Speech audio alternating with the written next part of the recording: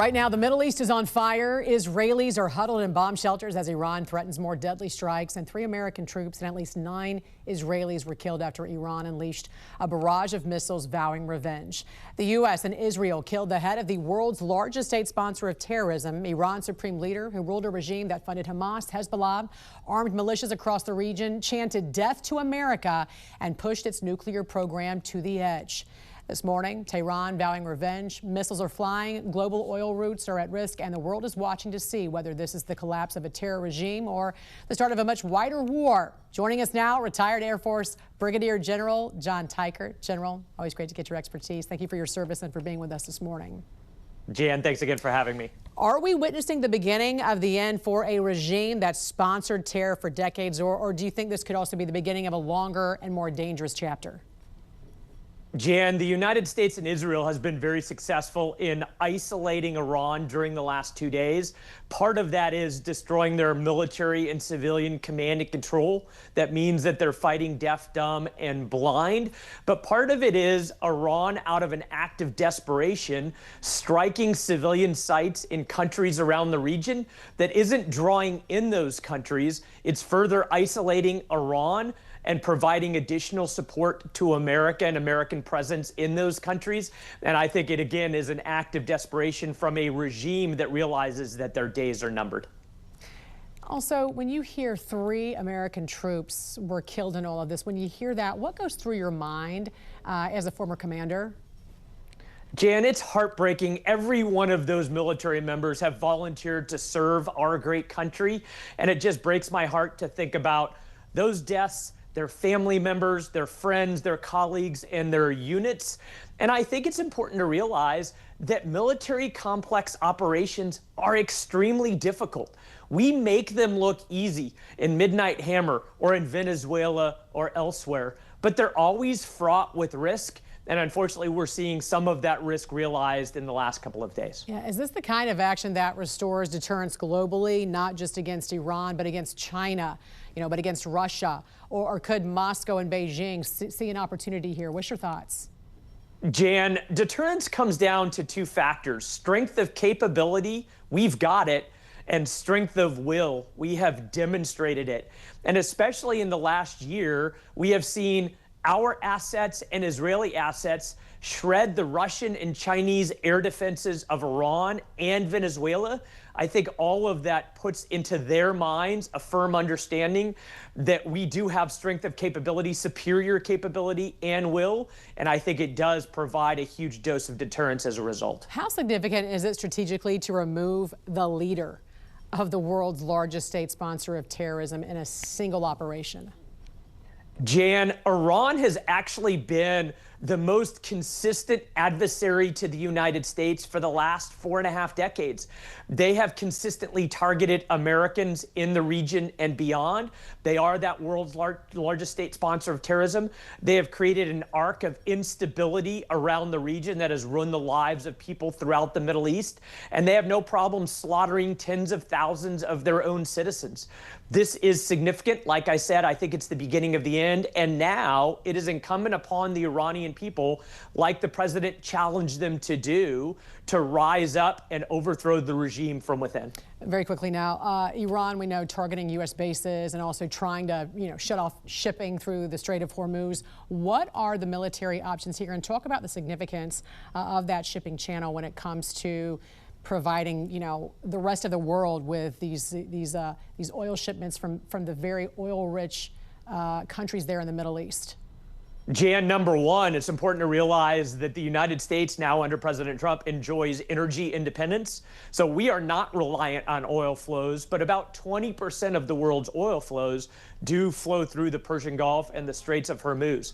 There have been maybe up to a 20% spike in oil prices at this point, but one of the reasons we're destroying Iranian command and control and naval sites is to shore up that region as quickly as possible to get back to those flows going to our allies and partners around the world. All right, General John Teichert, always a pleasure to talking to you, sir, and to get your perspective this morning. We will continue to follow this defining moment for the world, and we appreciate you joining us.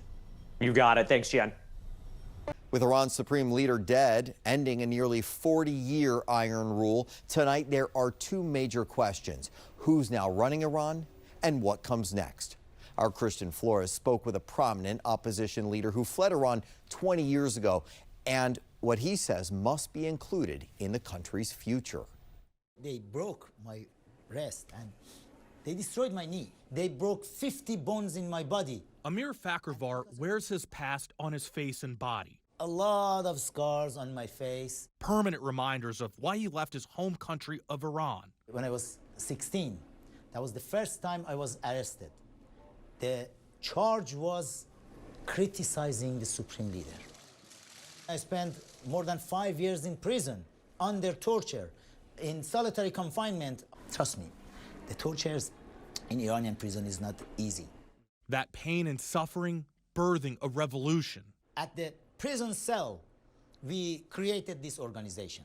Fakhrivar and fellow political prisoners created the National Iranian Congress, an organization that has pushed for regime change in Iran.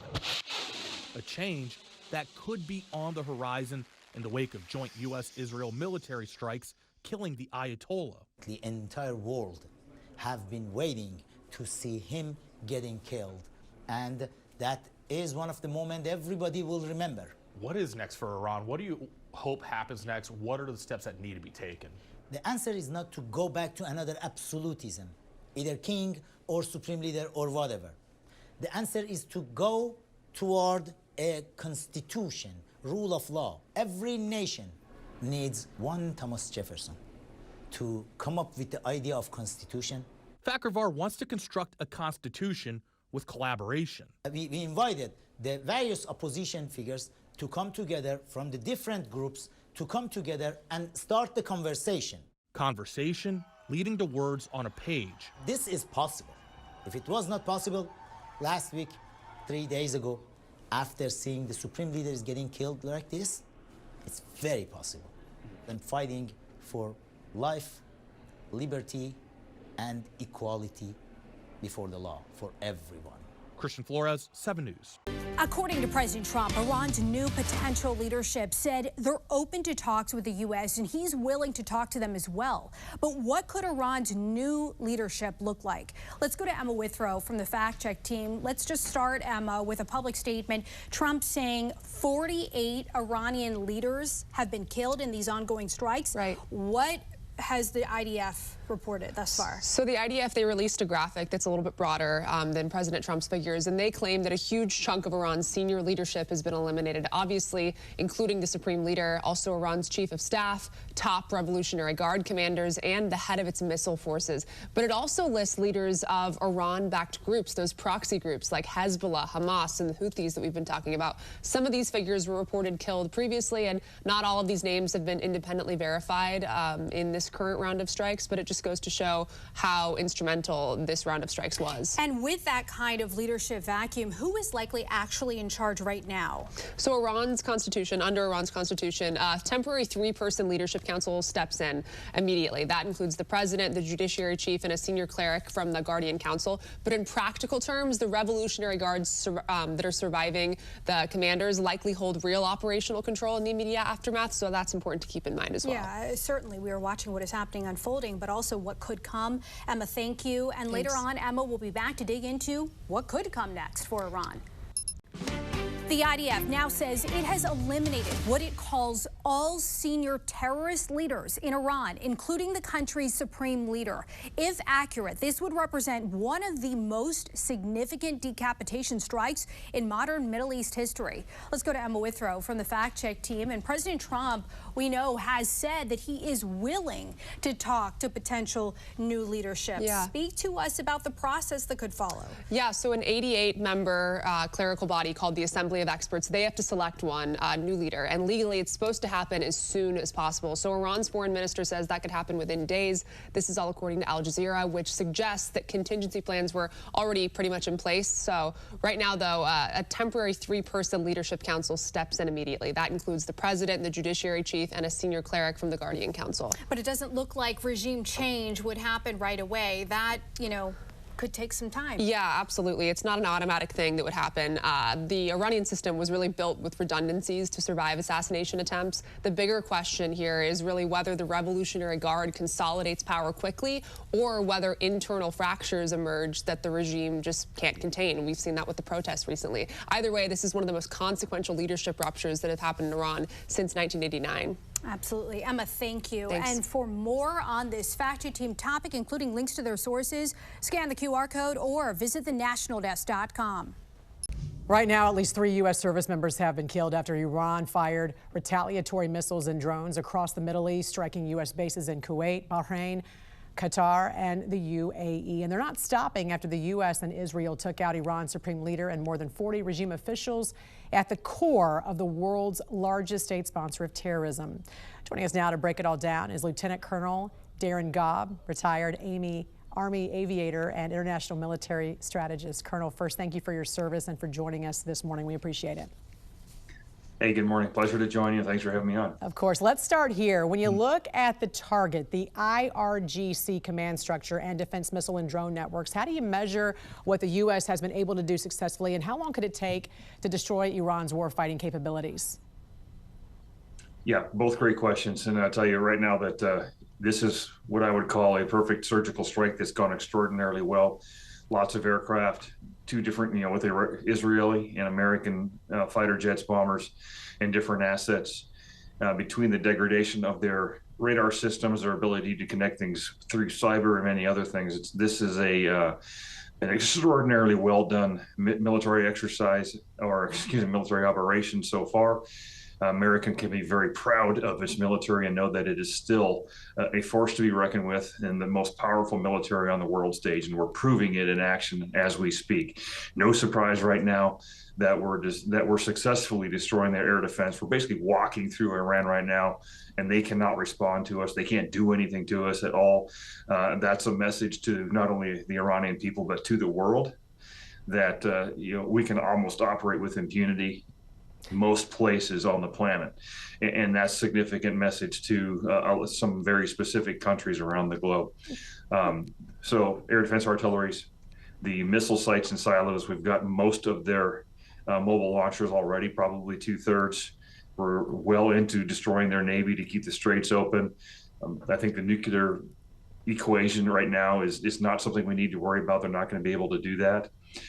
And right now I say the top target is going to be making sure their Navy is taken care of. But right, what happens? It's quite the impressive move to remove their command structure, their people, 41. Absolutely. Sure. But what happens next inside Iran? Does this set the stage for the Revolutionary Guard to consolidate power? Could we see more chaos spill out across the region as a result? What's next? We absolutely could. And when you talk about chaos, first of all, you're already seeing that a little bit because Iran's just seems like it's flailing at every country in the Gulf region as well as Cyprus. This is a nation that's realizing, whose leadership is realizing that it's actually losing power, that it's probably about ready to lose its status, and they're just going to keep launching things at everybody, which is interesting because they're making enemies of everybody around them right now. That's externally. How do you contain escalation without signaling weakness? I mean, is there a clear off-ramp, or does deterrence now require overwhelming and sustained pressure?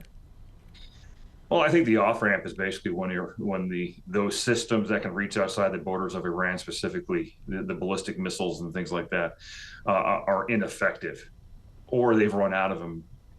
And that's probably the critical thing right there, is that they can't affect the rest of the nations around them. So the off-ramp is that Iran is ineffective at attacking their neighbors. Once again, my fear is what you mentioned before, is the IRGC consolidating, specifically with the Quds Force, creating a new kind of leadership within their structure that maintains their power and leverage over their own population, to where the Iranian people can't fix this for themselves. How concerned should we be about China and Russia coming to Iran's defense, especially given that Iran controls a vital shipping lane for crude oil, especially to China? That's not high on my list of concerns right now. It is interesting that we've taken out the top 2 oil suppliers of China, with Venezuela and Iran, both of them within 60 days. So of the two of those nations, I would be most concerned about any kind of response from China, but I do not think they're prepared to do so because they're watching what we're capable of right now. And what we're doing in Iran, we can do elsewhere if we have to. They're using the same systems in China for the most part, and their military also is poorly led and trained. I don't think they're going to think this would be worth it. There are other things that we could discuss with this, but China would be the number one concern there. Russia, generally speaking, well, they're used to getting supplies, specifically drones and low-cost weaponry to keep their war going in Ukraine. Cutting that off is of concern to Russia, but look how long it's taken for them to move within what I would call the size of a few counties in the United States into Ukraine. Russia's military is not that strong and that well trained either. I think they're already tied up with what they're doing. All right. Colonel Darren Gobb, thank you so much for your perspective this morning and again for your service. We certainly appreciate it, and hopefully we can check in with you throughout the week.